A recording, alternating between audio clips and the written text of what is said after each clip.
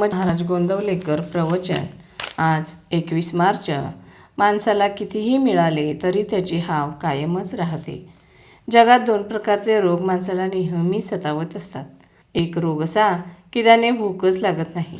कितीही औषधपाणी करा, काही उपयोग होत नाही. अशा माणसाला पंचपक्वान्नाचे जेवण तयार असूनही काय फायदा? तो म्हणतो, खायला खूप आहे परंतु मला भूकच नाही, त्याला काय करू? दुसरा रोग असा की कितीही खाल्ले तरी खाण्याची हाव काही पुरी होत नाही. काहीही खा त्याचे भस्म होते. तद्वत आपले आहे. मात्र आपल्याला एकच रोग नसून दोन्ही रोग आहेत. इतका परमार्थाचा हाट भरला आहे, भजन पूजन चालू आहे, परंतु आपल्याला त्याचे प्रेम नाही, त्याची आवडच वाटत नाही. आपल्याला त्याची खरी भूकच लागलेली नाही. उलट पक्षी भगवंताने आपल्याला आपल्या कल्पनेपेक्षा खरोखर कितीतरी जास्त दिले. बायको, मुले, नोकरीधंदा, घरदार इत्यादी कितीतरी गोष्टी की ज्यापासून सुख मिळेल असे आपल्याला वाटते, त्या गोष्टी पुरविल्या, पण अजून आपली हाव या सर्वांना पुरून या सर्वांचे भस्म करून कायमच आहे आणि परमेश्वराचे प्रेम मात्र काही लागत नाही. हे असे किती दिवस चालणार?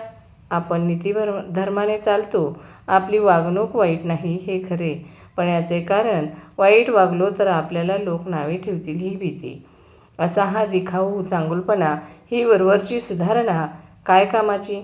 मानवी जीवन सुखी झाले तर ती सुधारणा म्हणायची. उलट आजची स्थिती पाहता सुधारणा जितक्या जास्त तितका माणूस जास्त असमाधानी झाला आहे. परमेश्वराचे प्रेम लागल्याशिवाय आणि इतर गोष्टींची हाव कमी झाल्याशिवाय काही फायदा होत नाही. तीर्थयात्रा, पूजा, भजन ही परमार्थाची नुसती आठवण देतील, पण अंतरंग सुधारेलच असे नाही. अंतरंग सुधारले नाही तर बाकीच्याचा उपयोग नाही.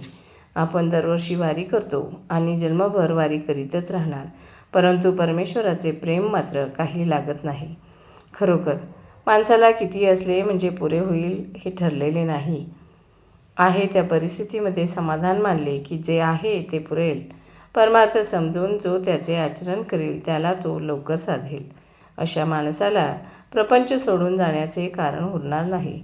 मनात भगवंताचे प्रेम नसले तरी देहाने म्हणजे बाहेरून त्याची पूजा अर्चा करावी आणि त्याचे नामस्मरण करावे.